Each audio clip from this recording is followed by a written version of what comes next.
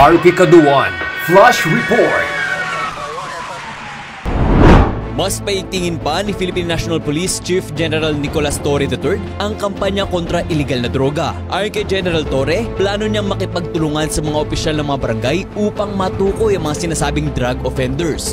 Gayunman, siniguro ng hepe ng pambansang pulisya na gagalangin ito ang karapatang pantao at huhuliin ang mga suspect ng buhay at hindi binaril. Kasama niya sa metrics ng PNP ang dami ng mga naarestong drug suspects, kaya hinimok niya ang mga pulis na magparamihan sa pagdakip ng mga gumagamit ng iligal na droga. Tiniyak naman ni General Torre III na sakaling makasuhan ng mga pulis dahil sa ginawang pag-aresto ay pagkakaluban ng mga ito ng legal assistance ng PNP.